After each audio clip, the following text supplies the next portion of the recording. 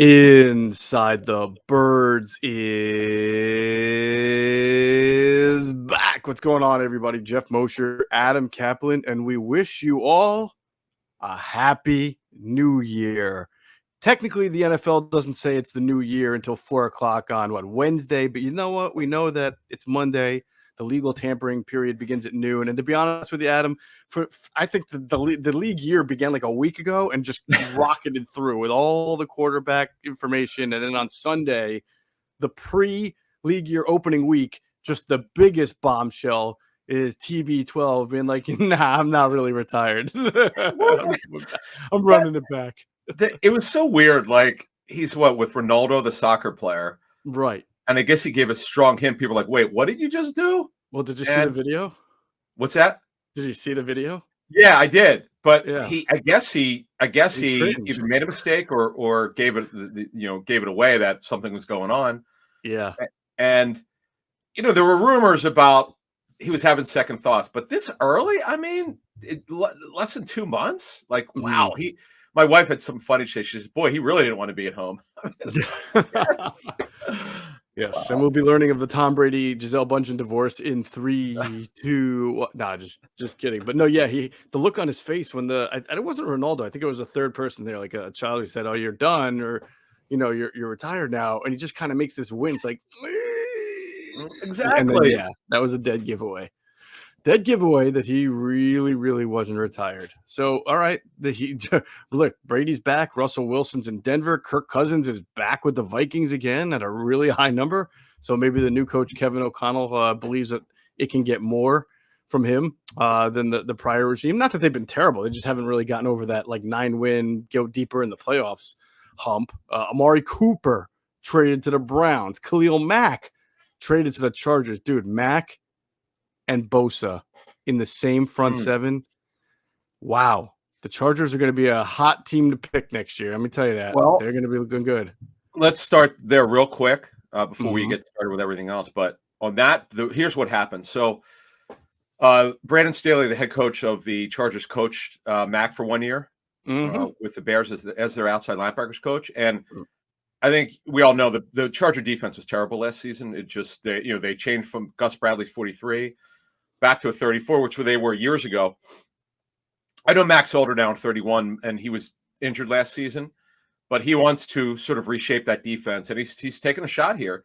You make a great point with him and Bosa as pass rushers. And throw in Derwin James, who you can do some things with. Holy cow! Incredible. Yep. Yeah. No excuse for that defense to be disappointing this year like it was last year. I'll say that. I agree. Now that Staley's getting his guys in there, yeah. Yep. Yeah. And then with Amari Cooper, it's real simple. The Cowboys were going to cut him if they couldn't find a trade. The thing that stuns me is, as we speak now, Monday morning, I'm assuming, because the Browns have plenty of cap space, I didn't see a report out there that said that the Browns wouldn't take the $20 million. I don't look.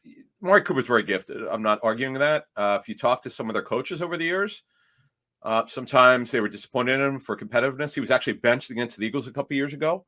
In that Week 17 game. I remember being in the locker room, and we were able to talk to him about that. And he confirmed that he was benched.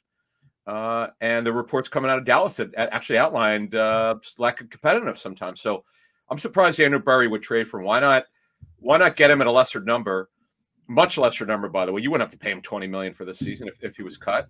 And if you get him, look, if you want to chase him, if they cut him and you have to chase him, he's not going to make $20 million. No one's going to pay him $20 million. Right.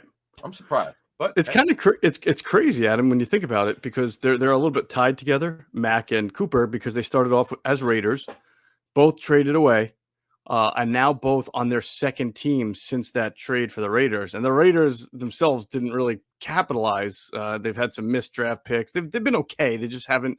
I think by now they were hoping that after trading those two guys, they would have taken all those assets and really become something special, and they really haven't. They're just an okay team that can be good some weeks and not so good other weeks. So it's just fascinating. I remember when both those guys got traded, some of the Raiders Twitter was like, well, we never won anything with them.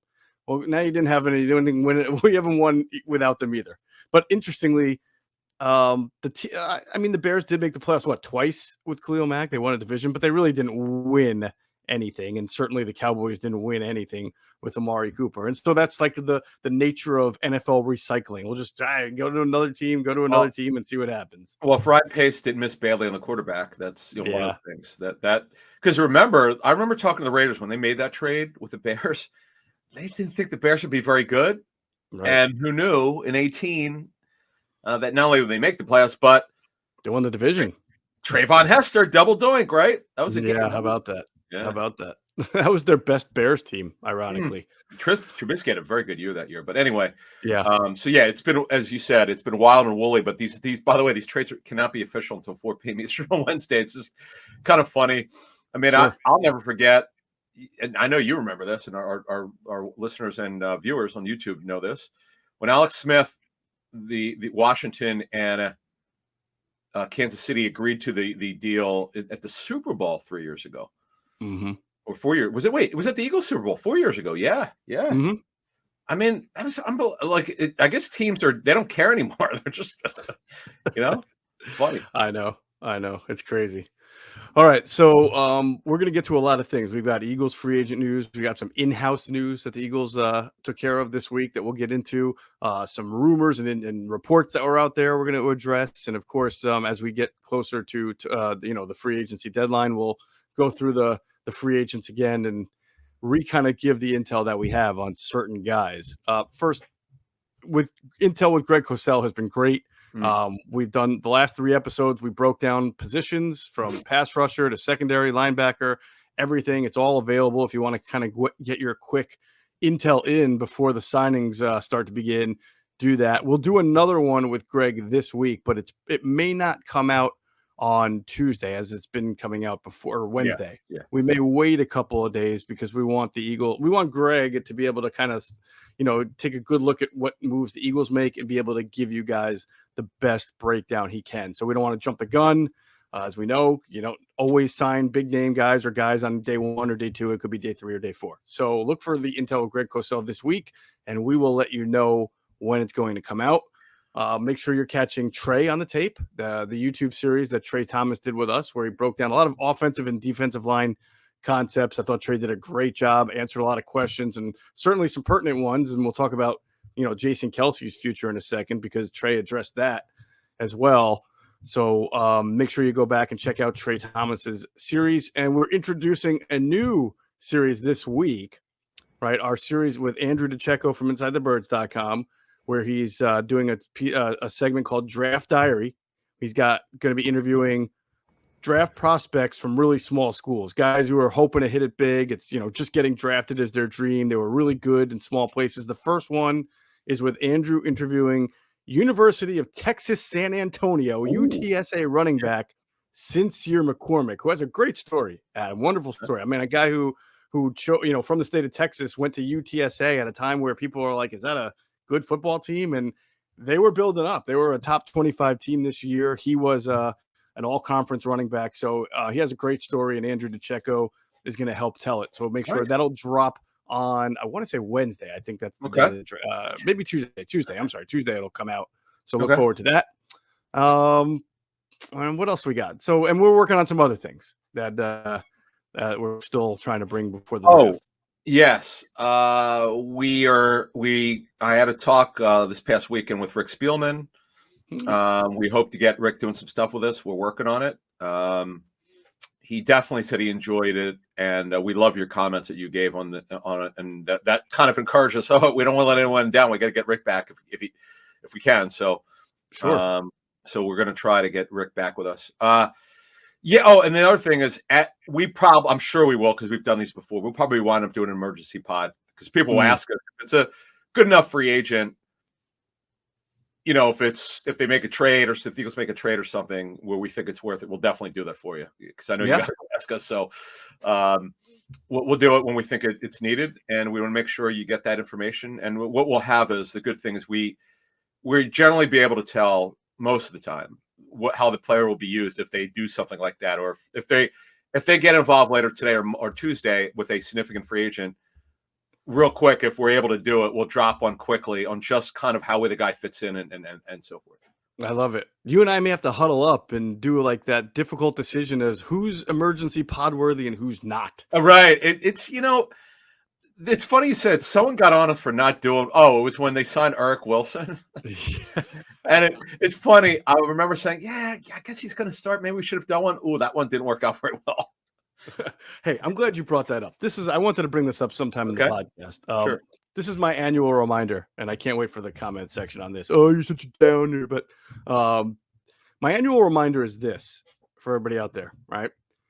Free agency is a hit or miss proposition. I know that's obvious. I know people know that, but people get excited sometimes about big contracts and, especially for guys that they probably haven't heard too much about until the big contract came. So let that be a lesson. And Howie has talked about this a lot since kind of coming back to power after Chip. He's not signed a ton of big name free agents. He signed really good players who were kind of mid-level free agents who either came into their own or just did the job they were supposed to do, or maybe had a great year like Patrick Robinson there. But that was a low to mid-level free agent signing. It feels like, and we'll get into this a little bit, feels like this is his kind of year where Howie might be in ready to make a bigger move or a bigger splash or really address some key areas. He's talked about the pass rush. We've talked about that Sam linebacker spot. We'll see.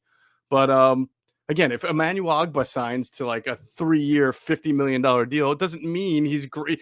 To me, that's not a franchise transformative type of player. But if you remember last year, Adam, when the Eagles signed Eric Wilson, then they signed Anthony Harris, we kept saying, look, these are 1-year deals. The league is telling you not to put too much into these guys. I know Anthony Harris had 6 interceptions 2 years ago and was a franchise tag player. We know Eric Wilson had 100 and something tackles, but when a guy signs a 1-year deal, he's either coming off an injury, he's very old, or the league just doesn't value him that much. So I put this out for all because I remember the reaction. It's like, oh, Eagles are going to be great now because they signed it. No. You got to, the draft is how you build a team. Free agency is how you supplement. We'll see if the Eagles add a big name guy, but try not to get too the second thing on that is every team is trying to improve in the draft, except for some that are just maybe in a complete giveaway, but almost every team gets better. So when you see the Eagles sign guys and you say, hey, they're better, don't forget everybody else signed guys and made draft picks and trades to try to get better as well. It matters about your 53 and how your 53 compares to the 53 on the 17 teams that you're playing in 2022. And here's another one. So Javon Hargrave, he would be called an upper middle class free agent, right? Who was first time as a free agent. Obviously, it's been a home run. I mean, based on last season, he really came on. They structured it well. They did a short term deal. Did very well, and as you said months ago, and I think you're probably going to want it being right. They could extend him. Doesn't have to be now, but it could be by training camp. Who knows? Mm-hmm. But he's done it. He did everything you could ask for last season and then some. So, Brandon Brooks was seen as the same thing. Upper middle class was not seen as they didn't know then that he turned out to be one, if not the best guard in football, one of the best. They thought he'd be good for them, but sometimes guys turn out to be better than they anticipated, which is obviously a great thing. Right. Now, with some of the names we're going to mention, some we mentioned before on a previous show, just understand when you go up for, when you try to get like a Byron Jones, right? Mm-hmm. They're going to have competition. Everyone knew they were going to have major competition. They did. It's not for lack of effort. They did all they could. They put the full court press on. But you've got whenever you're going after something big like that, you're going to have competition. So if it gets out that they're after, Marcus Williams or some big time free agent and they don't get him, it's now compared to the Byron Jones situation, they went above what they really wanted to spend. They just wanted him to fit a role. They knew at corner they had to do something significant, and he still picked the other team. Whereas now they have a lot of cap space, but they also are going to put a value on the player. And I don't see them going over market like they were going to do for Byron Jones on any of these free agents. Right. I just don't. I do believe they'll be in on a couple of these. They shouldn't. They shouldn't get desperate, right? I mean, you know that. I mean, I think that's where they've struggled sometimes in the past. They would really throw a lot of money of someone to fill a hole, and it would just whether Stacey Andrews always comes to mind, but I mean they just They would do some kind of sketchy thing. Did you say Namdi? Yeah, Yeah, that had Namdi. Yeah, that was bizarre. But nonetheless, we will see what happens. Let's talk real quickly about the in-house move that the Eagles made that was very big since our last podcast. Obviously, they have agreed to bring back Jason Kelce. And we hit this on the head. We said that it wasn't about his body. You know, we were saying he was in good condition. We felt good. We both had the same information. It was just the contract was a real thing, folks. I mean, there was no way he was going to come back for $31 million. It had to be worked out. And we said it had to be worked out for both sides. So Jason Kelce wound up getting, I think it was a 1 year, $14 million deal. But there are some incentives, as we understand, that can push it to 14 and a half, which is among the highest paid centers in the league, which is where Jason Kelce should be coming off the year that he had. I know that he's 34. Some people hit us up on Twitter at him and just said, I don't know, it's kind of risky for a 34-year-old, but what are you going to do? He played great. You can't anticipate that next year he's just going to fall on his face and get really hurt. If you would have let him walk, then it would have been Brian Dawkins all over again. Just understand he was under contract. He couldn't go anywhere. Correct. That's true. So now here, but on what you just said, he could have either A, retired if he wasn't happy with their offer, or he would never do this. But remember the roster bonus? He could have just waited till June. They couldn't do. They would have cut him again. Right. I'm just giving you a hypothetical, but it never would have gotten to that because neither side, they have such respect for each other. So let me give you the details. I know we had a lot of people ask us for this. The incentives are the $500,000 that you mentioned are all pro, which he just hit. See, that goes on your point about him playing great. I understand you don't want to give a lot of money. This is not basketball or another sport. This is a contact sport. But because he was so dominant, he was basically, you could argue, you get 10 people and they'd say he's 1, 2, or 3. You could say Jason Kelce was the best center in football last season. I mean, some people might not agree with you, but he was fantastic. He was an all-pro. Hey, when you're all-pro, you're the best, right? That's not Pro Bowl. That's all-pro. There's only one at every position. Yeah. Exactly what I was going to say. He absolutely deserved it. So it's $250,000 all-pro, $250 Super Bowl. 14 million. Now the 14 million is split with signing bonus. I believe it's in the neighborhood of 10.1 million. Base salary. There might be a small roster bonus in there, which is fully guaranteed. I believe it's signing. And it'll equal 14 million. I know people would ask about the cap number. So let me go to, I don't have the exact cap number right now, but remember, people love this stuff. There are a lot of dummy years. Yes. I love the one guy said ghost years. I actually like that name better. I was thinking idiot years just to switch it up. Right. And we're definitely, someone asked us this and I didn't respond on Twitter, so I'll respond here. We will definitely we haven't done this in 2 years. We're going to do a dummy year show again. Oh God. Oh no. But do you know the traffic we got? There are guys. I know there are guys on this team that are going to be under contract from now until when I have grandkids. And my oldest is only 13. So Lane Johnson's dummy years go through, I think, 28. Yeah. There are certain times I wonder if the world's still going to be around before the end of some of these dummy years. Don't scare me. Yeah. But so Kelce's okay. So here's the deal. Kelce's cap number is $6 million for this renegotiated 1-year deal. With a base, he had a minimum base salary of $1.5 million. So the base salary is not going to be very much at all. But remember, he's getting a monster signing bonus to get him up to $14 million. His signing bonus last year was $7.925 million. He was making $9 million, so he's getting a raise of $5 million. See, here's the thing: for people say, how can you give him a raise like this? I understand if he was just good and not elite. He was elite last season. Yeah. And that's why you can't insult the guy. And kudos to Jeffrey Lurie, Howie Roseman for doing this, and Kelce's agent, Jason Bernstein, for having a good working relationship, because it's not easy to give a guy a contract like this. Like, this is, I know he's one of the best players in the Eagles history, and everyone in Philly loves him. But $14 million is a lot for a 34-year-old center. But how, as you said to start this, how could you give him less? The guy was elite. He was the best player in football at 34. It was the only Eagles offensive lineman to play all 17 games at his spot. Everybody else missed time. Mailata had a knee. Sayamalu had the season-ending injury. Brandon Brooks had the season-ending injury, and Lane Johnson missed 3 games, obviously, when he was, dealing with anxiety and depression. So Jason Kelce was the rock of the offensive line, and as you mentioned, best player, team ambassador. I truly believe Jason Kelce has. I think for people who are younger than us, I think he's Brian Dawkins status. I mean, he won a Super Bowl, and he has been the most popular, the heartbeat, the heart and soul, the liaison to the fan base, the true connecting. I mean, he has all of those qualities. Now, I think the old guard would say, no, you're not. Brian Dawkins never. And I'm fine if you still think it's B-Dawk, that's great. I think there's room for more than one here. But I think Jason Kelce has achieved that status in this city. It's funny you say that because I had it in my notes to talk about that. In your time covering the team since 07 or 08, was it? 05, brother. Okay, 05. Oh, that's right. You were the backup guy for the TO year, right? The first year? We called it the GA, yeah. General assignment guy, yeah. You were grad assistant. I'm like Michael Jordan and Brady, man. I never want to call myself a backup. I was an assistant guy. You were GA, okay. Yeah. In your time, so I would put your Mount Rushmore of players since you've been covering team would be Kelce, B-Dawk, and anyone else come to mind? Are you talking about just from talent, from how they're connected with the city, or just like?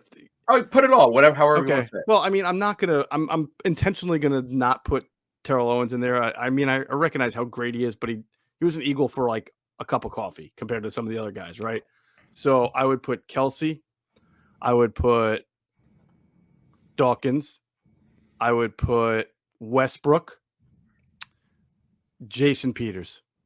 Oh, Gatto. Oh, the bodyguard. There's only 4, right? Mount Rushmore is 4, if I'm correct, or is it 5? Yes. Okay, yeah. I've actually never been to Mount Rushmore. Yeah, I thought it was 4. Yeah. Anyway, now. It's tough. I mean, you can listen. Nick Foles is a Super Bowl MVP. So that's like kind of that weird wild card about it. Like if you want to argue and say, no, you take one of those guys out, put Nick Foles in. I'm not going to sit here and tell you you're wrong because he brought the franchise's only Super Bowl. But I'm trying to think if there's anybody else. Lane? I think Lane's got to be close. Lane's very close, but Peters and Kelce, I already got 2 offensive linemen and 2 Hall of Famers. Yeah, right? 2 Hall of Famers. Clearly, nobody from the corner position since I know. All the states played well. But let me ask you this question. Oh, BG's close. He's got to be up there, right? BG's close. BG has been, he obviously came up like Nick Foles, came up huge in the huge spot and has been he's like a very good player. But, the guys I'm talking about were all pro, multiple Pro Bowl. Again, like Kelce's sick. Not Kelce. Well, we already said Kelce. Peters is like what, an 8 or 9-time Hall of Famer? If he's not a first ballot Hall of Famer, yeah. I don't know what Doc's a Hall of Famer, and Brian Westbrook's not a Hall of Famer, but in the condensed amount of time, he was a Pro Bowler and one of the best players in the sport. So it's going to be tough to knock those guys off. Good subject. I like this one. We'll do one of those in June. So that's the Kelce deal. That's most of the details. We don't have all of them, but we were able to get most of them. Mm-hmm. So they actually started negotiating at 3 weeks ago in Indianapolis. Yeah. I totally forgot about to talk about that. Yeah. So it started. Both sides want to keep it quiet, but yeah, that's what happened. They both sides got an idea of where each other was. Mm-hmm. I was surprised. I pegged it at 12.75 to 13 million. You got 14 million. Yep. It's how I'll say this about the Eagles. I was thinking about this when we were putting together this format. This Jeffrey Lurie's a really good owner. Like he is so generous. I've not, you and I talked to a lot of agents. We talked to a lot of teams. Mm-hmm. I've rarely heard even when Banner was there, with all the criticism he got. I understand Joe because he wanted to get deals done early, but you would rarely hear like guys who would re-sign. You'd rarely hear them. Oh man, I think I got cheated. Like I don't get that vibe from players or agents or something like that.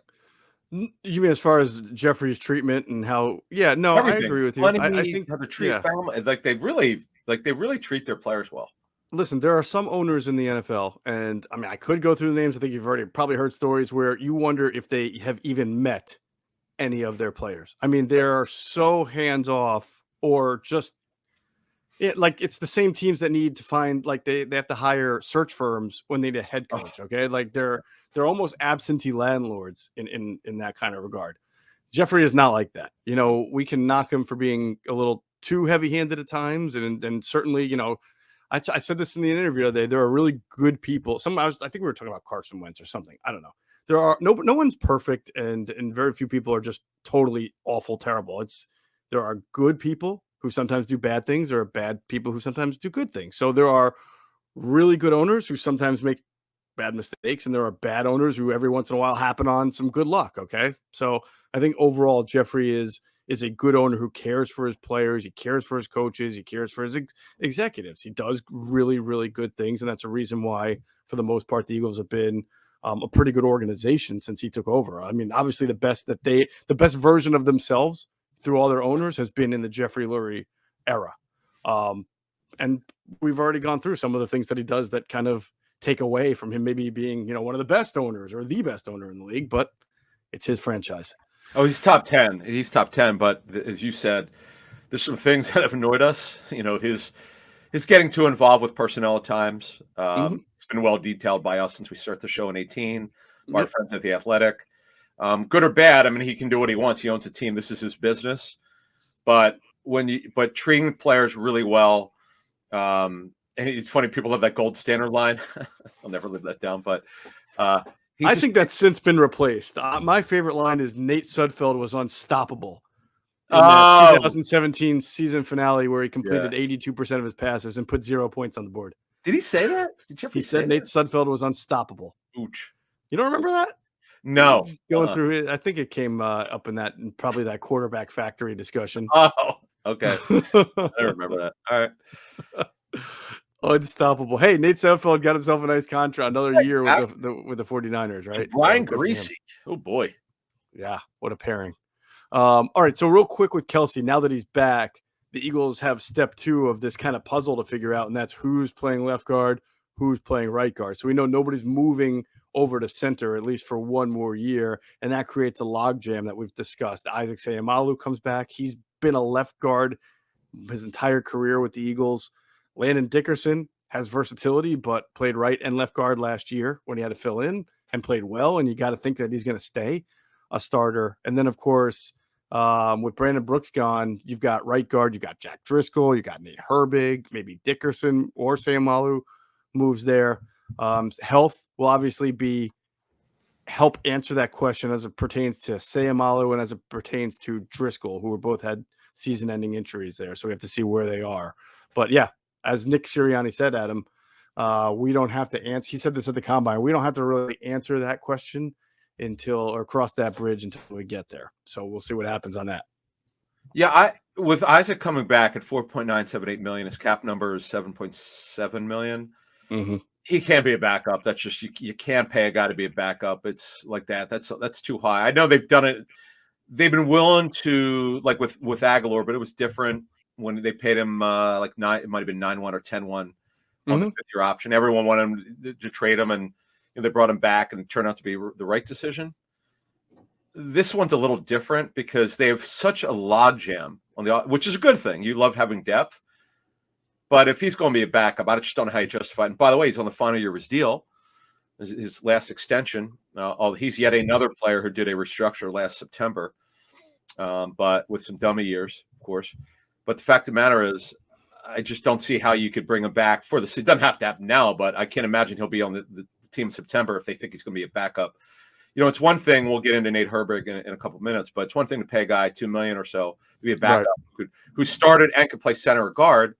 Now, I know Isaac can do that, and that's the other thing. The great thing, other than Andre Dillard, all of them have Seumalo could be a center, right?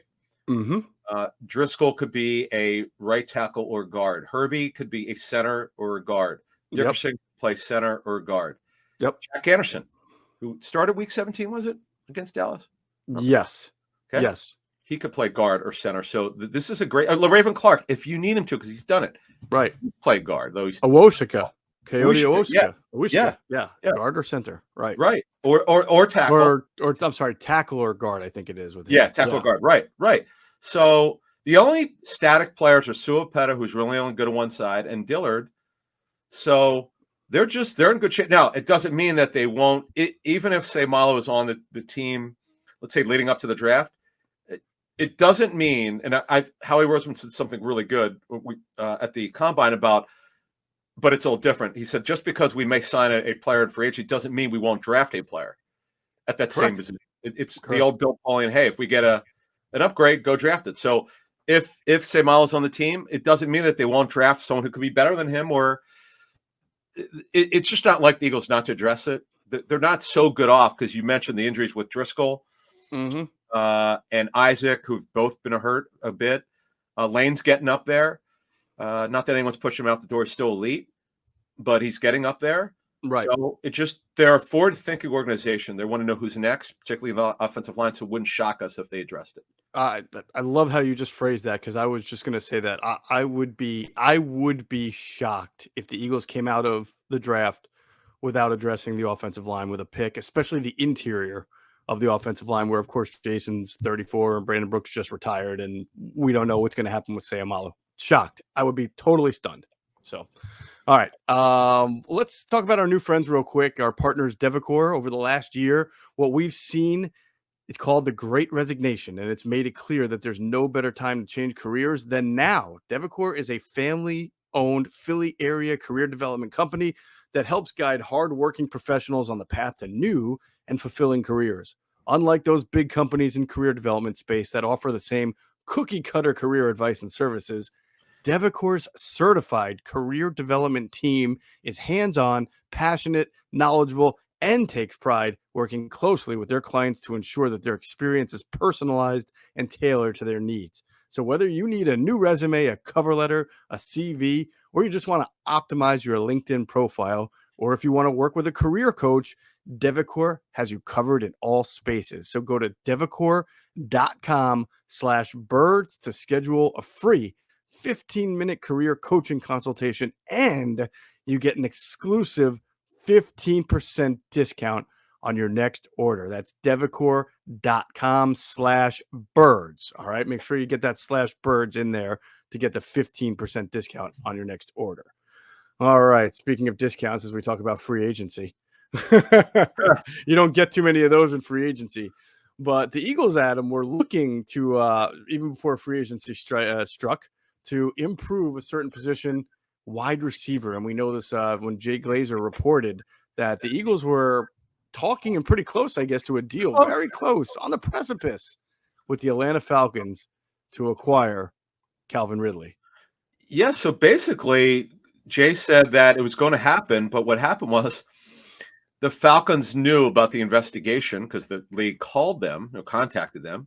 Right. So I guess they had to halt the negotiations to trade Ridley to the Eagles, and they couldn't tell them why. I don't know how they told the Eagles, "Hey, listen, we can't do this." Mm-hmm. So I remember back many years ago, the Eagles were actually trying to get Deion Jordan, I think, from the Dolphins, many years ago, like 8 years ago or something. And the Dolphins knew that he had off the field issues, so they backed off. I don't know what they want. This is so long ago, I don't remember exactly all the details, but but the interesting thing to me, this is what this Ridley deal, potential Ridley deal, which is probably what's going to happen, it's according to Glazer, had they not had the gambling investigation. It tells you that they clearly did intel. They must have talked to Ridley's agent. I don't know if they talked to Ridley, but they might have been given permission to talk to Ridley's agent or somebody, because they had to feel comfortable about why he took a leave of absence last season. You can't trade for a guy not know he's going to be available. So of course they had to do that. I just know that that's the way it works. Yep. So what does that tell you about A, Jalen Reagor and his future, and B, what do you think this means for the receiver position?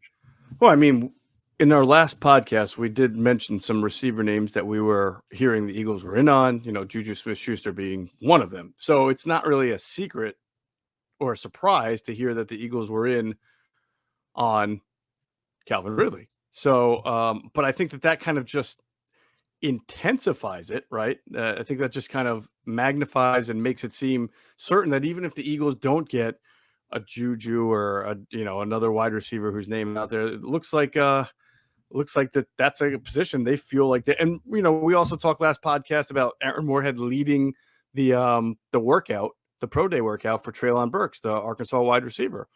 So I do wonder what that means for Jalen Reagor's future, because again, as an organization, you have already said he's your number 3 receiver. You've said you've got Devontae Smith and that Quez Watkins, you believe can be one of the best number 2 wide receivers in the league. So by default, that makes Jalen Reagor number 3. Now, if you bring in a free agent receiver who's someone like Juju or Christian Kirk or whatever, and then you've got Devontae Smith and you've got Quez as a guy that you think can be really, really a great, boundless potential receiver, well, then is Jalen Reagor really going to be your 4th receiver and make the money that a first-round pick makes, and only really come on when you're in 10 personnel, like 4 wide, or when you're and special teams? That doesn't seem right. So it makes you wonder if he's going to be on the move if the Eagles wind up getting another wide receiver. Yeah, I mean the salary you could live with. That's true. It's not.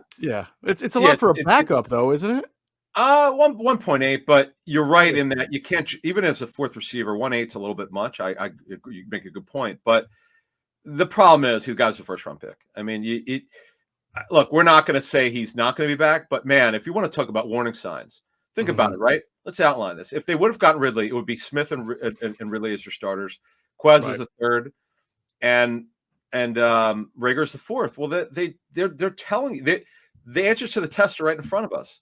They clearly don't want to go forward with Reagor as a potential starter, and the quote from Sirianni was he could be one of the best did he say this is months ago? Did he say one of the best number 2s I've ever? He could be one of the best number 2 wide receivers that he's ever coached or has been in the league, something of that. Yeah. Okay. Yeah. I think it might have been work with, but anyway, the fact that, which is still, he's been with the Colts, the Chargers, the Chiefs, now the Eagles. Still saying something for a guy who was not drafted. He was a 6th-round pick, but and he also started to develop last year. Right. It just tells you where they're at with Reagor. Unfortunately, it would surprise me. It's just an opinion. We don't have for sure. You had that nugget that the Jaguars had some interest, or you had heard around the league that there was that the Jaguars might have some interest. Yeah, it just seems ominous to me. Just doesn't it? It just seems ominous he's going to be moved. I mean, it feels like, again, now could the Eagles strike out on a bunch of free agent receivers and then not get the guy they want in the draft, if in the first 3 rounds or so? Yeah, it's possible. And then all of a sudden you look at Jalen Reagor differently, right? So there's a lot to kind of parse through between now and then and see what happens. But yeah, I think what Nick Sirianni said about Quez Watkins is, and I'm quoting him here, quote, "I think out of the number 2 wideouts I've been around in the NFL, he can be one of the best number 2s that I've been around in the NFL because of his skill set and his ability to make plays." All right, so he's saying he can be. I mean, so there's some weird wiggle. You know how Nick Sirianni speaks. He speaks in, he's like a grammarian's nightmare because he mixes his tenses all the time, or usage nightmare. Yeah. He's probably an English teacher's nightmare is what I should say. But yeah. But I mean, the point was this. I mean, this guy was around, wasn't he around? Was he there in San Diego with Williams and Keenan Allen? I don't think no, maybe not. It might have been. Well, actually, 17 was 2017 Mike Williams' first year. 18. Let me look. It was 17. Yeah, he would have been for 1 year. Sure. Yeah. So I guess, Mike didn't really have a very good rookie year. He was injured. So yeah, sure. So I guess that year was kind of a Keenan Allen and Tyrell. Was it Tyrell Benjamin? Yeah. No, Benjamin. Oh yeah, Tyrell Williams. That's right. Oh yeah, Tyrell. And then Travis Benjamin was their 3rd guy, right? If I'm not mistaken. Yeah. Yeah, that's right. But look, the fact of the matter is, I just, to me, when you're going after Calvin Ridley, they're telling you where they think Reagor is. I mean, let's be honest about it. Yeah, they feel like they need an upgrade at wide receiver. Is what they're saying. And you made a fair point. You didn't spend a 1st-round pick for this guy to be a backup, because in year 3 you've already decided he can no longer. They're already telling you. It's what Sirianni said at that press conference. All right, he already said that Reagor at best would be the number 3 because he said Quest should be the 2. Now, if you traded for Ridley, you put him down a peg, Reagor to number 4. So to me, I'm just giving you what the warning signs look like. It sounds like a guy they're going to wind up moving, whether it's now training camp, Mhm. because if he's on the team this fall, how do you justify this guy being a first round pick and being your fourth receiver? It just doesn't No, work. you can't. You really can't. And you're not putting him in any great position to succeed Right. either, Good having him point. on Very your good. 53. It would make sense to Right by the move kid. him. If you're gonna do this, just trade the kid. Give him a new lease on life somewhere else. Right. It's not working out. Maybe it'll work somewhere else. And if Doug Peterson wants him, who coached him for a year, great. If there's another team that wants him, it shouldn't. And by the way, I don't know if they would get very much anyway. Mhm. But just give him a new start, get a draft pick, and move on. If you're not going to have a good role for him, just move on. I'm with you on that 100%. All right, let's move on. We're going to talk about Fletcher Cox and then a little bit of Deshaun Watson real quick, though. Download the top-rated DraftKings Sportsbook app and use promo code ITB to get all your sign-up bonuses. That's promo code ITB to get all your sign-up bonuses on the top-rated DraftKings Sportsbook app. All right, so Fletcher Cox, latest in the news. Look, I mean, we know that we talked about this during the year. He was available in that he wasn't being shopped. We know that what he was getting, how he was getting phone calls or teams interested. And so naturally we felt in the offseason that there would probably still be interest in him. Now, here's the thing, Adam, I want you to explain to the people. Because I think there's some inaccurate information out there about the cap hit if the Eagles were to move Fletcher Cox. So you break it down. I know you have the contract language in front of you, I believe. Well, I don't want to confuse people. We don't need to spend 50 minutes on this. We'll just spend a minute on it. Basically, first of all, every team in the new CBA gets 2 post June 1 designations. The Eagles are not cutting him. Either he stays on the team or they trade him. Right. If they trade him, what happens is you have to carry the cap hit. It's just like a regular June 1 post designation, but you can use him for trades. You would have to carry the cap hit. Remember, the way post June 1 works, whatever the cap hit for this year would be, you take it on there, and all the rest of the leftover dead money goes on next year's cap. Right. So that's it. And it's not, I don't know, I saw some crazy numbers. It's not 50 million, 40 million. It's in the mid 20s. Now, it was worse last year. They couldn't do it. But when I say they couldn't do it, if they were going to trade him, they were going to because the Wentz dead money, they would have to restructure some contracts. It would have been very hard for them to do it. Right. Now it doesn't mean, well, we know for a fact people called. I mean, we know that they had conversations. But again, if you're ever going to do it, this is the year to do it, because you never want to wait till it's too late to move a player. I know he's not the same player, but you know what though? If you put him in a scheme where it takes advantage of the way that he's a one gap penetrator, let him get upfield. The 4-eye, the way that they used him, I remember when we first heard about this, and we were explained by a very good personnel source what it looks like on tape. It just doesn't fit him. I know there were some adjustments made to make him happy. He and Gannon got together. And then it was good of Gannon to give Josh Sweat a better chance to rush the passer, playing some wide 9 in the second half of the season. But Cox is getting up there. It's just, I don't know. He turns 32 in December. How many years does this guy have left in him to be a good player? Maybe 2? I mean, the question to me would be, maybe in a different defense, he has maybe 3, 4, but in the Eagles defense, maybe.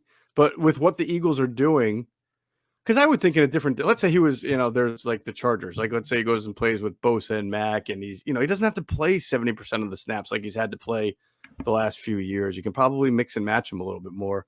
But I know in this defense, if Jonathan Gannon truly wants his D tackles to be able to play head up on certain guys or the 4-eye and not rush, then he's probably not going to be excited about it and give you 100% of Fletcher Cox all the time. And you might have to adjust it like he did at the end of the year or midway of the year to get him more into a one gap type role.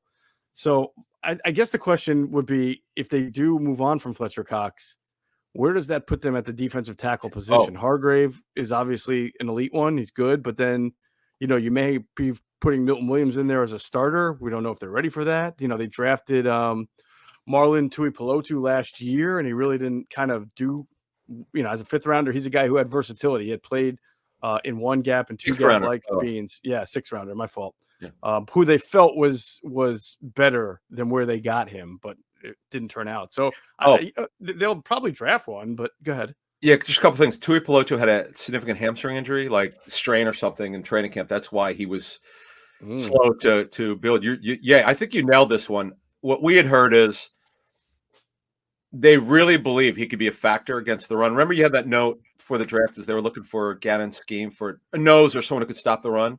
Yeah, basically kind of that 4-eye type player. Yeah, head up Right, kind of lineman. Yeah. right. But he can play the run. I think Cosell said he was underrated as a pass rusher. Maybe had some decent pass rush stuff. So the way that we heard Milton Williams, they saw him as a high-end rotational player. I don't know if they see him as a starter yet. So the way, if they do move Cox, it's a lock that they would draft someone. I think you could pretty much count on that. If they move Cox, they would draft someone. I'm not saying it'd be the first round. We'll start our draft coverage in full because NFL free agency is so quick. It's like this, the big part of it. Not this week, but next week, it's all draft for like 5 weeks. We're going nuts to the wall on this one on the draft. We've got some good stuff planned, but Williams, Hargrave, Tui Pelotu, they think will factor in somehow. Right. If they trade Cox, they would absolutely draft someone. I don't know. I don't know yet where the first and second round stack up on D tackles yet. We'll get that for you. Mm-hmm. But and by the way, if Cox is on the team this season, I still think they draft someone because he's going to get older. He's getting older, Definitely. and he's just that's the tough call about this thing because he's very durable. For people to say that he doesn't always play at 100% or giving energy needs to be better. I'm not going to argue against that, but the guy is durable. He's been a great Eagle. He still has something left. He's not the same player. I think we all know that. But if he's 70% of what he once was, he clearly has 2 years left in a scheme that fits him. I mean, that's to me why they need to move him. Yeah, no. I mean, they definitely got to get young and versatile at that position. That's one thing that I keep hearing about their approach now to specifically the draft, but maybe even free agency too on the back end, that they really value versatility from front to back more so than they did before. And they used to they loved guys who could play defensive end and move in to defensive tackle like Brandon Graham did for a couple of years there under Jim Schwartz.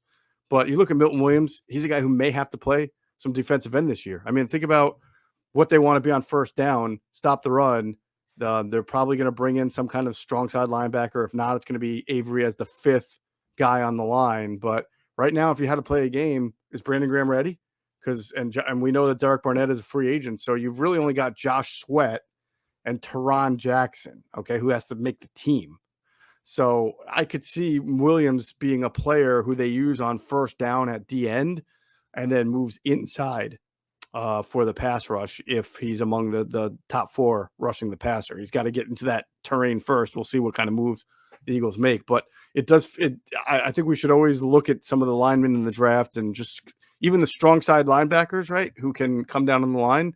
Can they kick inside at all? There are certain guys who have that ability to do that. The Eagles will be placing priority on them.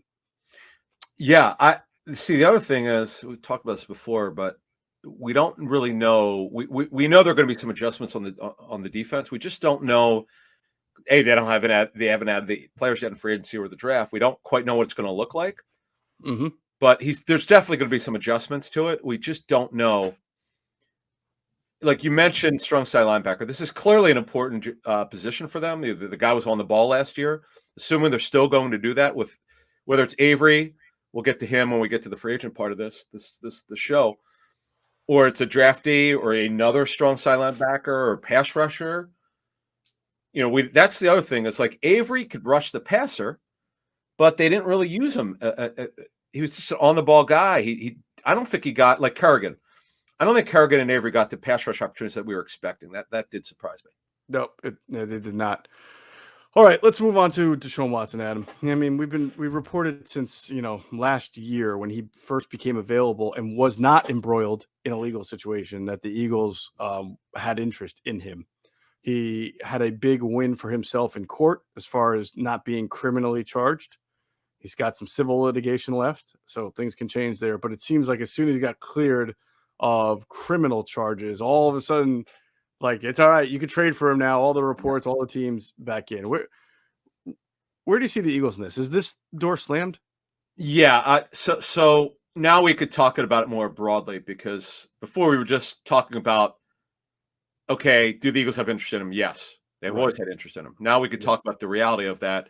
Watson, from what we understand as of Monday morning, unless he changes his mind, is not interested in the Eagles. For whatever reason, I don't know why he wouldn't be, because if you look at this line, arguably the best in football, this team made the playoffs.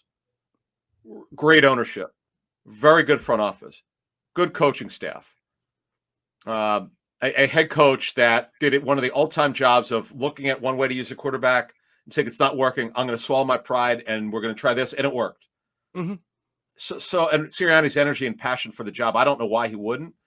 But again, what we were told is he was not interested in going there. He's only got a small list. And by the way, this is why Russell Wilson did not yield 3 first-round picks, because he would only go to Denver because he had specific. He also, like Deshaun Watson, has a no trade clause. He'd have to waive, if the Houston has. So I know the 8 teams. Actually, it might be 10. I know one team that has not been named. I'm not allowed to name it, but I will tell you, one team checked in on Sunday who has a starting quarterback, but I don't know why they might have done one of these. They just want to know what the market is. Who knows? But the one that was interesting was Cleveland came out, because they said, "Oh, they're all in with Baker Mayfield." Yeah, and they still called, but the team that's been in there since the beginning has been the Panthers, and that's Matt Rule, by the way, is personnel control. This is who he wants, Deshaun Watson. We'll see if he waives it. The Saints are out there. We'll forget about the Bucks now, who are rumored with Brady, as you said, coming back. So, but the question, to move this along here, will they get 3 first-round picks? I know that they want them, but remember now, Watson's base salary goes from $10 million in 21, where he didn't play, but he was active. I mean, he was on the active roster, but didn't play. Right. $35 million. How do you justify asking for 3 first-round picks and having to pay Watson $35 million? That's what. Well, somebody's going to do it. That's how they can justify it. Well, I don't know if they're going to get 3 first-round picks. We'll see. Well, that's a good point. And the funny thing is that Houston's hamstrung here, because if the Eagles wanted to be involved and felt the feeling was mutual, they have 3 first-round picks. I'm not saying they would give all 3 2022 first-round picks, but you could at least give 2 this year, a future. You could probably throw in a Hurts and an Andre Dillard, and the point value chart can certainly be advantageous for the Texans in a deal with Philly. And you wonder if they would even try to sit down with Deshaun and get Philly involved if Philly wanted to, felt the love from Deshaun to want to come here. At least 2 of the teams, I was told, they will not make a trade unless they get to sit down with him. Right. I think it was one of the might have been NFL Network said that's in the works. So, yeah, because in fact, Carolina last year was denied, I'm told, a chance to. Nick Caserio, the GM, would not let him do that. This year, a lot of these teams, I know at least 2 of them do, but I'm sure it's more than 2. After what has been alleged, I understand he's not going to be charged criminally, but you still don't know what happened or didn't happen. If you're going to make this play the face of your franchise, you got to know who you're getting. This is a major commitment. Yep. From an ownership standpoint, and it's wherever he goes, it's going to be fascinating, because now with Brady off the market, the Bucks off the market for a starting quarterback, right? Which is up the way goes highly unexpected. You take them off the mark. They were one of the 9 teams looking for a starter, so you do wonder, once Watson goes off the board, what the rest of the landscape is going to look like. But right now, the Eagles continue to say Hurts is their guy. Yeah, you and I had this conversation over the phone, so I'll share it with our listeners, because I admit to not really knowing how I feel about it. I don't want to paint you in one corner and me in the other, because I'm just conflicted. But the idea that, and I'm going to even go far back, as we talked about Byron Jones in this podcast. The Eagles made a very competitive offer to Byron Jones. He just decided he wanted to go elsewhere, to the Dolphins. Wanted out of the NFC East, just wanted a new kind of terrain. Bam. So between Byron Jones, Russell Wilson, and now Deshaun Watson. I don't remember a time covering the team where the Eagles had where the Eagles gave competitive offers or packages or showed desire in somebody, and they were like, no thanks. I mean, I know it's only 3 guys, and you don't know how they're wired, and I'm not trying to paint a broad brush, but I'm not used to this. I mean, I remember when the Eagles signed Namdi, one of the things I was told was he wanted to come here to play because of Andy Reid, and Andy had set a culture here. Remember, everybody thought it was going to be the Jets and the Cowboys with Namdi, and then at the last minute, the Eagles came in. Right. So I don't know what to make of it. I mean, quarterbacks are different. They are a little bit wired differently. They have control, but you say the Eagles. You made good points. They have a really good offensive line. You think a quarterback would like that. They have good ownership as far as taking care of their players, treating their players well. Pretty good front office, right? Now, do they have a good coaching staff? We say yes because we saw them change what they did. They did something very good last year. I'm not sure nationally people look at Nick Sirianni and John Gannon and say, oh, man, that's a staff you want to go play for. I think those guys got a lot to prove ahead of them when you compare them to some of the other established coaches around the league. But I just find it something odd, I guess, about team more than one player, more than 2 players, now 3 saying, I don't Philly's not for me. So I don't know what's that all about. I don't know if that's a sign of what's going on with the Eagles lately or something like that. Well, no, here's why, because it's funny, you didn't explain it this way when we talked by phone. Now you actually make convincing me otherwise a little bit. No, because you definitely set it up correctly, because here's why.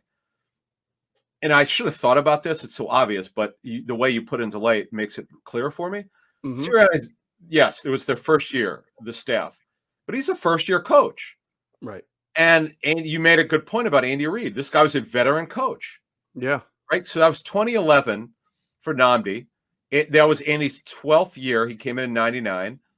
So naturally, yeah, he had all this behind him. He had all he had all this experience where you got to take a leap of faith. It's a really good point you made. I didn't think of it that way. I just thought more of it organizationally. Right. So you'd have to trust, right? Mm-hmm. Yeah, if he says yes to Carolina, Adam, if he says, I will go to Carolina, yeah, I kind of throw my hands up and say, why? Well, what is it about Carolina exactly that's so attractive? I mean, they have a coach on the hot seat, right? Yep. They have they had a not a very good offensive line last year. Correct. Their weapons are good, but not. I mean, Robbie Anderson and DJ Moore, pretty really good. But I mean, is that much better than your 1-2 of Devontae Smith, especially the potential of Devontae and Dallas Goedert?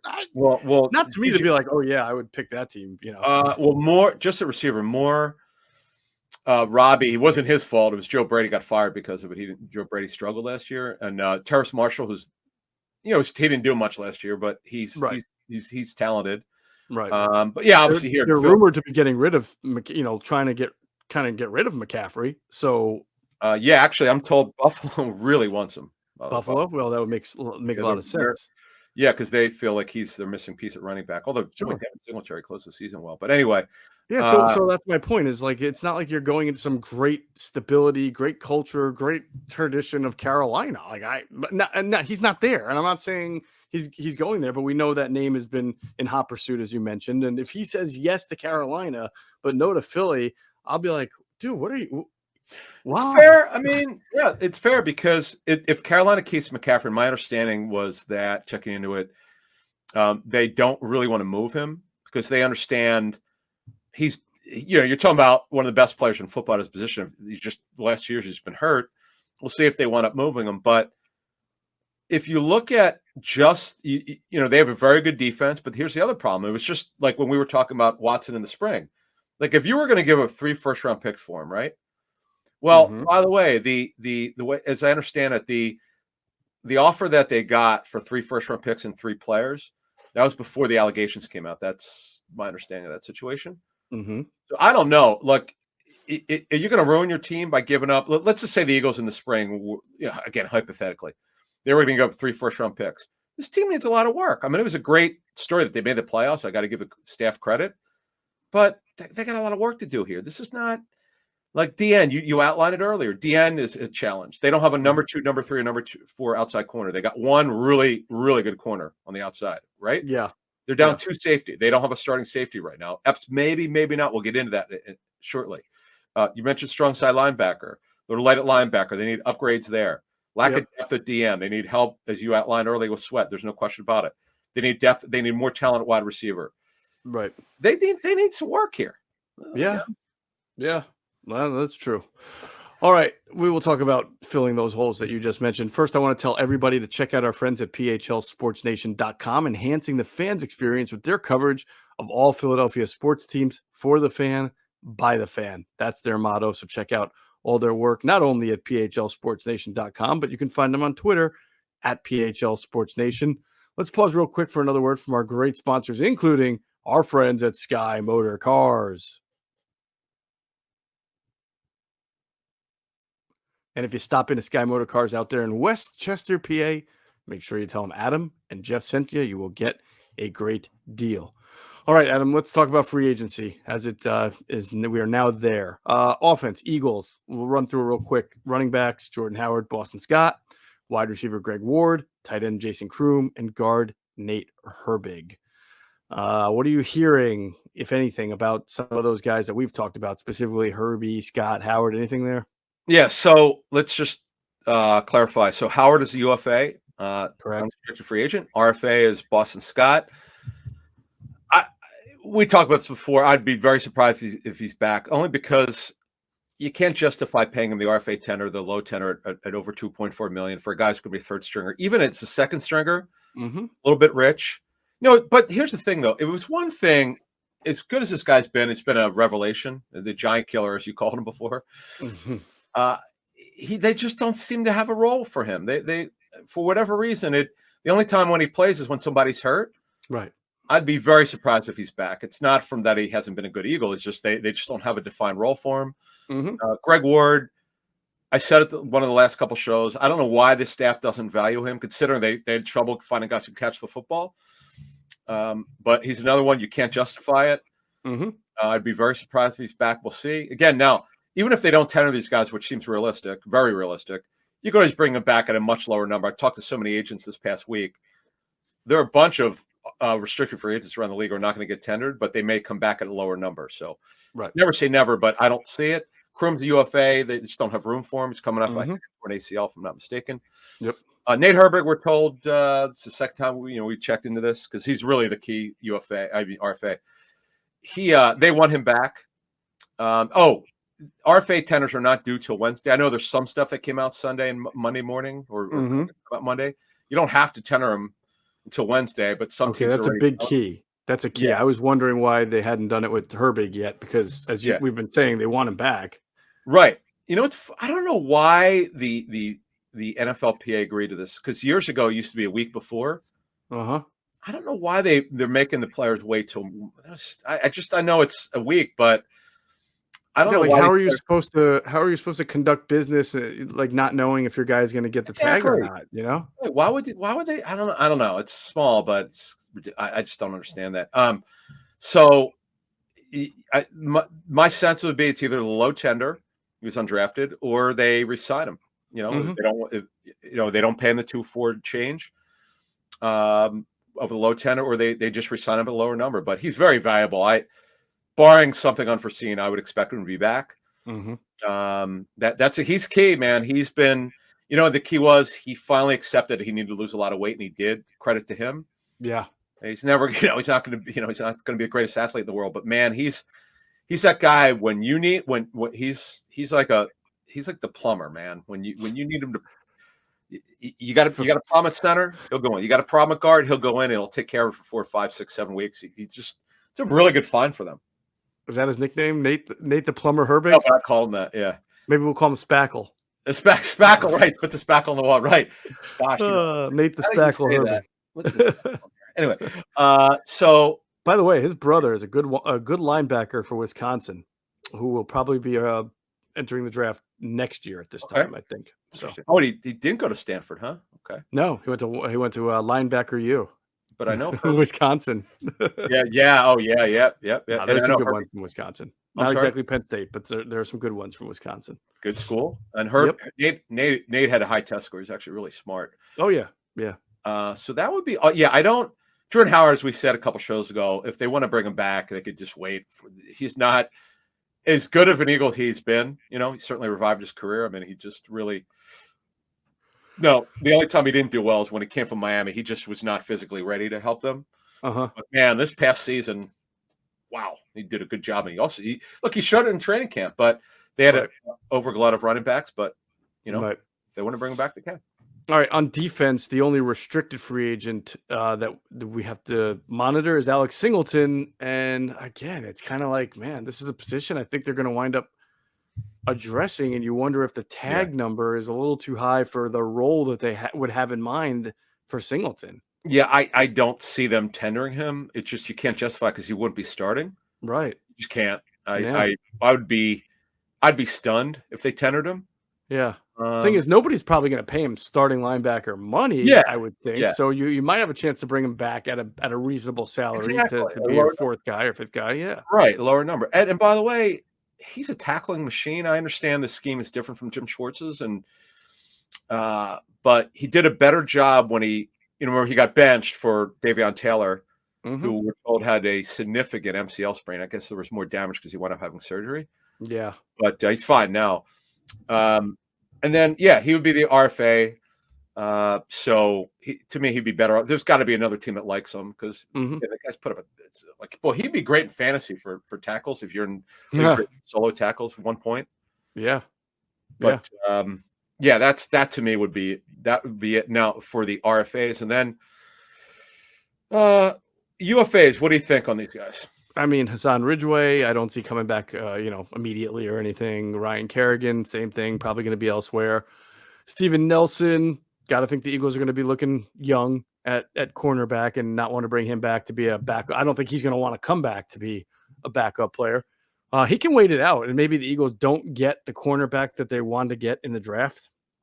I find that hard to believe, but it could happen. So then maybe he comes back later if he hasn't signed with somebody else to start. But again, we've talked about the issue with him and how they felt like they had to do things, particularly at the safety level, playing deep to avoid him getting beat deep. So you got to think that they're going to want to address this situation, that cornerback spot opposite Darius Slay, with somebody that more fits what they want to do. Jannard Avery is an unrestricted free agent. It's my understanding, Adam, that although they are out there looking for names that we've talked about, and we'll go through again, a strong side linebacker, someone who's more three down, probably a better overall player and pass rusher. It's my understanding that they're not averse to bringing him back at all. It's not like they were disappointed with him. He played the role that they asked him to play on first and second down and did it fairly well. They gave him a responsibility. He did it. So if they are not able to land a bigger fish, they've got him and Patrick Johnson, the kid they drafted last year, who they will continue to develop while they have Jannard Avery back, if that's where they want to go. So I didn't want our discussion about guys like Reddick or Agba or anybody else that we talked about to mean that Jannard Avery is definitely getting pushed out the door. That's not the case. They were happy with what he did in the role that he was given last year. I don't know if you have anything else on that. That's what I'd heard. They're interested in bringing him back, but Mm-hmm. if they get an upgrade over him, Right. they'll do that. Oh, the one thing that Avery has going for a guy who's short, 6 foot even, he's got very long arms. Mm-hmm. That probably that helps at always strong side linebacker. There's no question. But you had a nugget a couple shows ago, and they'd like someone to be able to cover better. He's someone because it's really not his game. He's a pass rusher. Yeah. Well, I mean, you're right. They want to upgrade the pass rush and through that position. But every once in a while, on first and second down, the team's going to play action pass you, right? And what they would like is somebody who's played that spot to know where at that point you got to defend the comebacks, the curls, the flat areas, and that's not really what Jannard Avery has done throughout his career. So Right. I don't know if they tried to get him to do it and just didn't have success last year. I mean, I'm sure they had to go through it with their coaching points, but they're just looking for someone with probably better suited for that and who can rush the passer from that spot a little better. I agree. And to me, he's a better 34. He'd be better as a 34 outside linebacker. I really do. Yeah, I agree with you. He may lack the ideal size even for that. Sometimes you want a guy who's 6'3", 6'4", long arms. Sure. But he, maybe even as a sub package rusher in a 34. There's got to be a role for him. Yeah. Derek Barnett, I haven't heard much about. I mean, I can't imagine they're bringing him back as a first option. Sir, or what was he? What did he make last year? $10 million. 10 million, yeah, fifth year option. Yeah, to me, he's a guy you bring back if you can't get better. Right. He's just he. I mean, he's been a disappointment. Let's call it like it is. He's not a bust. Mm-hmm. The bust is a guy who doesn't contribute. Right. But I go bust then disappointment. He's in the second rung. He's in a disappointing category. The Eagles had such high hopes. Remember when Roseman and Joe Douglas they both said what was it? Howie had the piece of paper or something and it said Derek Barnett or something. Yeah. You know? Yep. Look, best pass rusher in terms of sacks in Tennessee history, but more than Reggie White. Was that the story? Yes, he broke Reggie White's school record for sacks at Tennessee. And wasn't he 20 when the Eagles drafted him? I know he's like. Yes, I believe he was 20 when the Eagles drafted him. So look, I don't have a problem with that one. I don't. There's the Marcus Smith one. That was just a bad one. Like that one, they deserve all the criticism in the world. I don't have a problem with the Barnett one because he was very well liked for that. In fact, Cosell said it. Greg liked Harris more than Barnett, and you could say until last year, Barnett had been a little bit better player. The thing with Barnett is injuries, keeping his weight up. There just seems to be always something, and then the dumb penalties, right? Very, very, very bad. It's always him, as Nick Sirianni once mouthed. What do you think about these safeties here? See, we expect the Eagles to make an attempt to really upgrade this position through free agency, younger names, but again, they need to, and you may not get the names you want. So when you look at Rodney McLeod and Anthony Harris, do you think to me, the door would be open for someone to come back if need be? I don't think you're worried about losing these guys, right? Like, and not being able to bring them back, 2 days into the signing period. Yeah, I would be very surprised because remember, today and tomorrow are the top of the market guys are going to go. Mm-hmm. You might see 20, 30 players get deals in the first 2 days before the doors open for good on Wednesday at 4 p.m. Eastern.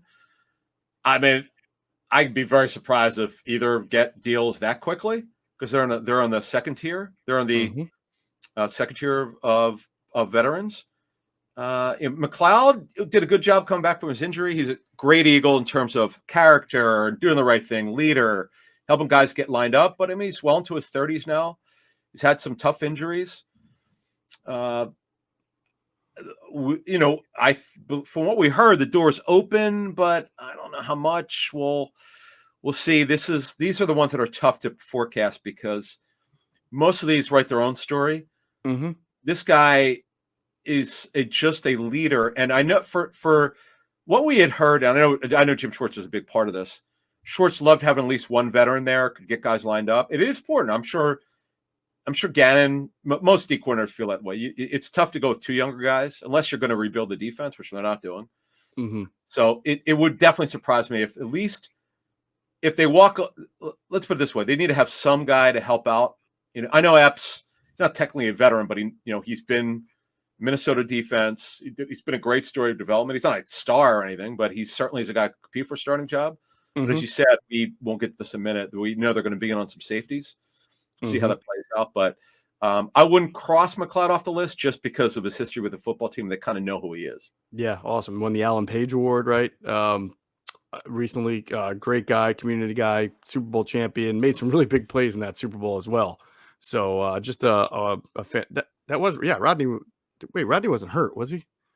Didn't he make a huge tackle on Brandon Cooks on third down? He played in the Super Bowl, correct? In 17? Yeah. Oh, yeah. Yeah. Okay. I'm just making sure I didn't have the wrong. 18 and 20, he had significant injuries. Yeah. Right. Okay. All right. So you were talking about safeties. This is kind of parlays. I want to bring up an observation that I've had here and run it by you, and because it pertains to what's about to happen in free agency.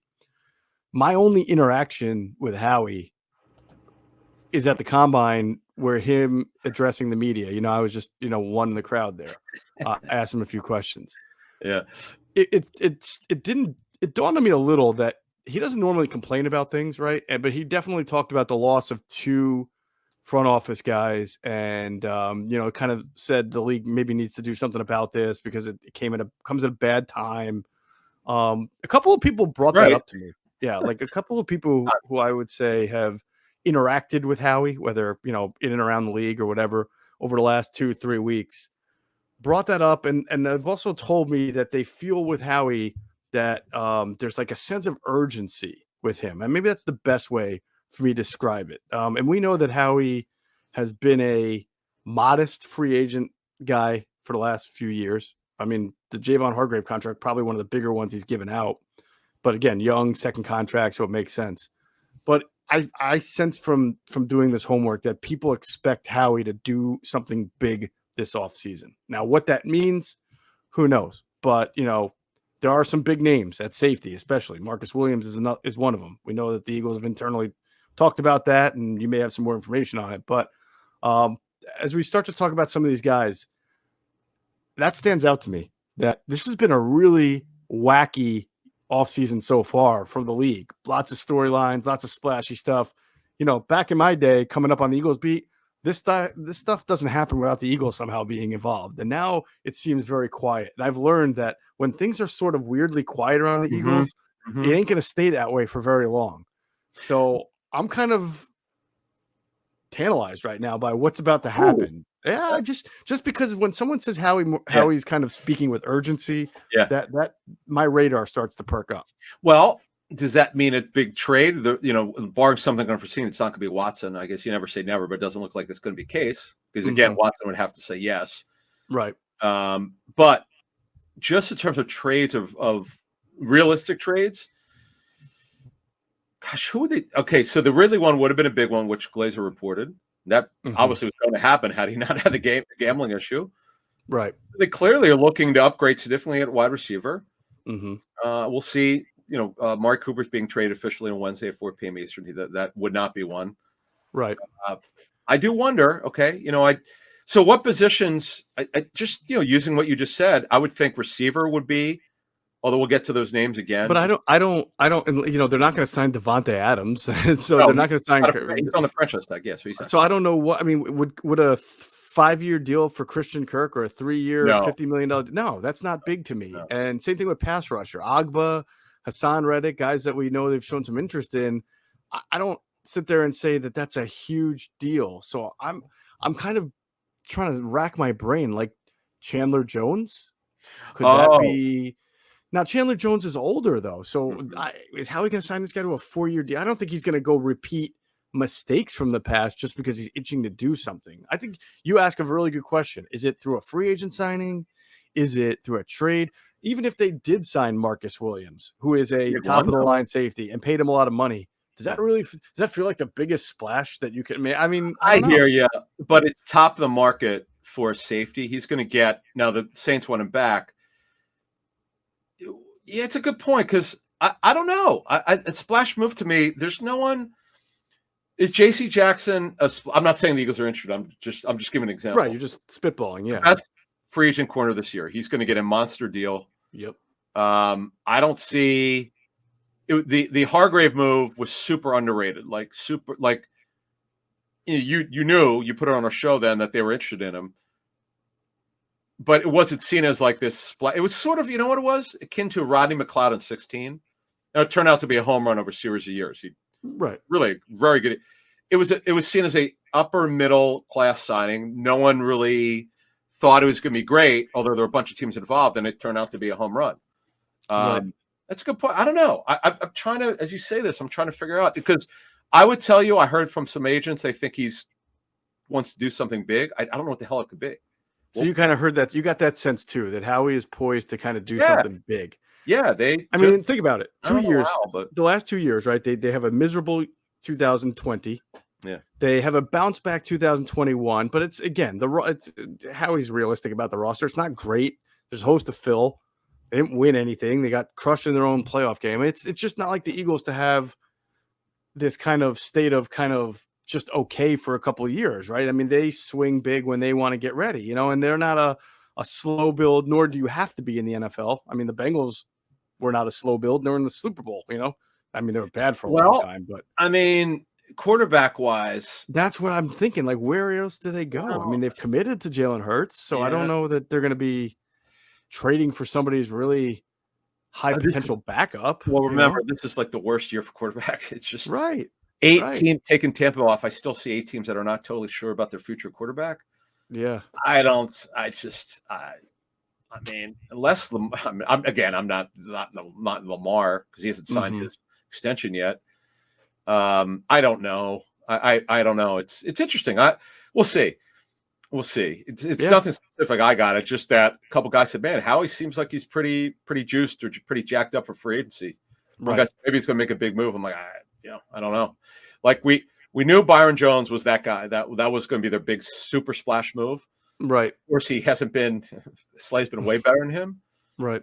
So I don't know, but Maybe Adam, it's more that if he can't get a huge fish like a transformed like a TO or a Runyon, right, franchise cornerstone type player, maybe it's kind of like what you mentioned in 2016, where maybe he comes away with one of Smith, Schuster, and Christian Kirk, and Hassan Reddick, and then maybe you throw in Marcus Williams in there, and you're like, wow, that's three pretty good players, and Marcus May is also a safety who's out there who I've understood. I think it would be kind of a short term deal because he's got coming off that injury, right, with the Jets. yeah, torn Achilles. Yep.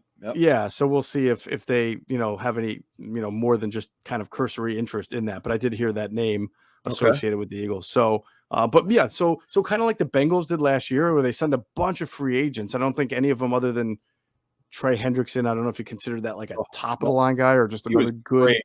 Like I got. He wound up being very good. I know because. But I don't think anybody like at the time were like, "Oh my God, the Bengals got Trey Hendrickson," right? But he turned out right. No, because it was one of these. Not only that, it was one of these like the guy had 1 year of monster production. The Right. Bengals surprisingly went all in on him, and he had a great year. Like good job by the Bengals. Yeah. They would not have gotten the Super Bowl without him. But so let's get to some of the targets. Like what are we thinking here? Okay. We've already said that they desire to upgrade pass rush position specifically from the strong side linebacker spot. Talked about Hassan Reddick, talked about Manuel Agba. Agba, really? You think they would go on? I know Cosell said he thought he could fit, but he doesn't.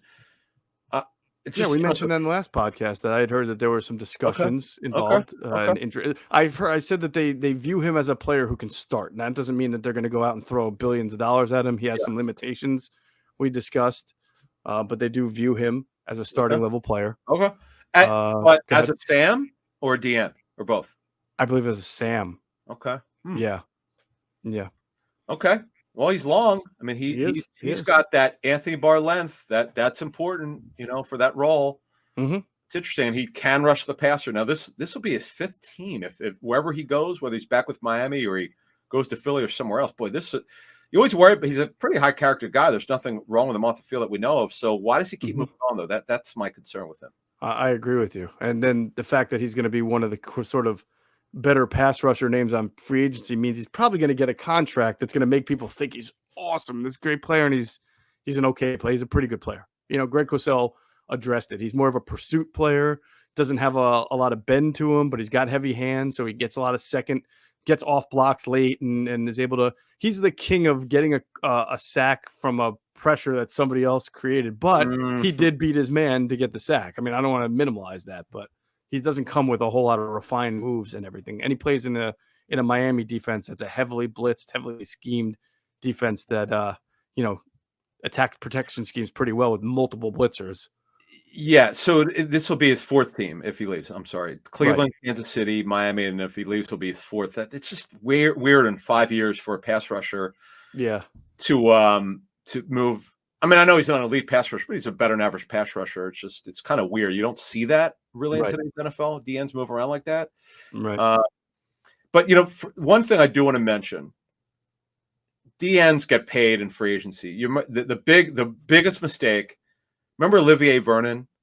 Oh yeah, he got a super above market deal. I'd have to look it up. I think it was like $16 million a year, which he was a speed rusher. Nice player, nothing special. He got overpaid because so many teams were involved. Giants, there might have been like 5 or 6 teams. Mm-hmm. And that's what happens. There's a leverage for the player and the agent. And his agent, David Kenner, got one of the best deals in NFL history at DN, maybe the best one I've seen. Although I'll tell you what, man, Max Crosby got a great deal. Really, really nice deal. Yeah, good player. Yeah. Max Crosby, great story. Good, yeah, good player. Good story. Of his issue off the field, he's really got himself together. But all right, so you've heard Agba, okay. we've heard now Hassan Reddick. We had heard through our sources that they have interest in him. And the question is, okay, DN or strong side linebacker? Oh, it would have to be strong side linebacker. You want this guy standing up and around the edges. Yeah. Okay, because he's only what? He's only like 240, 230. Yeah, and he's only right? 6'1", right, smaller. In fact, Yeah, you don't want his hand on the dirt on first down trying to, Got you. Just to be sure. So we've heard he is on the list still because we want an update from one of the shows we talked about it. Reddick for rush. See, the thing though, the Panthers use him almost just as a pass rusher. He's a run and chase. He's not. You don't ask him to cover. See, that's why I do wonder. We're still not totally sure on Gannon how he's doing this thing. It's right. He's not running all Zimmer stuff. He's running a mixture of a bunch of different stuff he's learned over his career. Some from Eberflus, some from Zimmer, maybe some other coaches.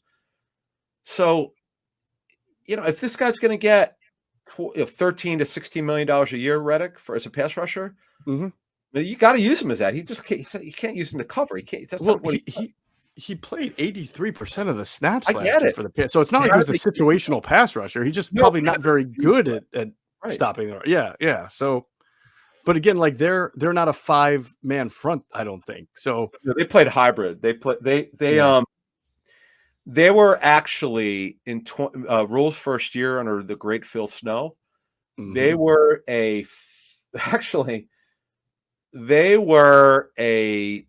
mixture of what the Eagles did last year. I think they were a 5-man front. I think they ran. Were they? Okay, I didn't think they were. All right. Well, I think they ran a 5-2-4. In fact, the word we got was that they didn't think it was working for all their players, so they just kind of changed it up last year. They were more of a hybrid 34, mixed it up. They have good defense, by the way, man. Phil Snow did a great job. Yeah. With the defense. So that's an interesting. Yeah, Riddick is. Boy, it didn't look good for him his first 3 years with the Cardinals, and they took him forever to figure it out. But boy, did they figure it out with him. He's so explosive. Right. So you said Agba, and we've heard Agba and Reddick. Any other names? From that Sam? No, I think those are the names that I've connected. I mean, I'm trying to think. Chandler Jones is out there, but I don't know that I've heard any direct, like big time, go all out kind of interest. But again, if Howie's trying to do something big, that would be a name. It's a good name. Where he, even if you got him just for 2 years and just paid him a lot of money in year one, well, he'd help. You drafted a guy at that position too, that would help you. Oh God, he'd help you. He's a good player, really good player. Yeah, I mean, he's been a 34 outside linebacker. Yep. Incredible motor. Wants to get paid. We'll check in later. If they want up signing him, that would be an emergency pod. We would do that probably because it's a big name. Yeah, he's emergency pod. We would have we got a little bit of kind of idea of how he's going to be used or how he could be used if this happens. But you and I have not got total confirmation that they're on him. I know the rumors out there. Yeah, but we don't want to run with something if it's not going to happen. So we're looking into it. Yep. By the way, any position other than safety, strong side linebacker, and wide receiver that you've even heard a name, like inside linebacker, here's one. Inside linebacker, corner. I haven't heard. Well, here's a guy who might make it out, and he's terrific. Carlton Davis. He didn't get franchised. Yeah, I was surprised by that. If he doesn't get it, well, they chose. Yeah, I know a lot of people where they thought they would tag him and because God was coming back from a torn ACL, but they did the opposite, which that's what I would have done if you and I were working. I would have absolutely tagged Carlton Davis. He's really good. I agree. That one would be a good one if they chased him. To me, he's a number 2 outside corner. J.C. Jackson, who could do everything. Gilmore's in his 30s, good football player. Carolina I'm told, has interest in coming back, and he has interest in coming back. We'll see where the money goes there. We talked Chris Harris could play inside or outside, but he's well into their 30s. Right. Dante Jackson's a nice, decent number 2 corner. Run a little bit. It's got good length. I'm kind of surprised that the Panthers aren't trying to. Well, maybe they are. They might. Yeah. I mean, they have to remember that they. But see, here's the problem. Later today, man, once you get to 12 o'clock, that's the start of free agency. This thing has changed, man. When they came up with this rule from you might remember Ray Anderson. It was his idea to do this open. Ray Anderson was a former agent. Then he worked for the league office and the personnel office. Now I think lately he's been with Arizona State with Herm Edwards. But I remember talking to him. He knew as an agent there was tampering going on. So he said, okay, since we know what's going on, let's come up with a rule where we know it's out there. We'll let the agents talk to the other teams for their players 2 days before.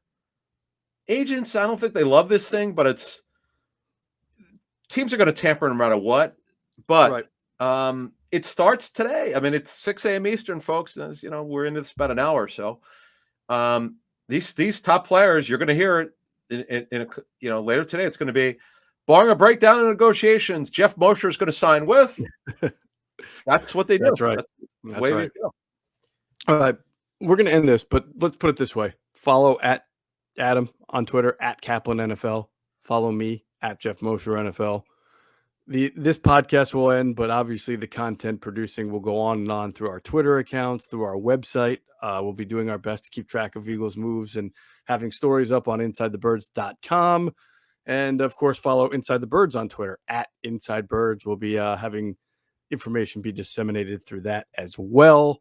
And on our YouTube channel, as Adam mentioned, if we got to do an emergency pod, we will do an emergency pod. If we get information even before a signing, we'll tweet it out. We'll put it on our Facebook page as well, the Facebook community page.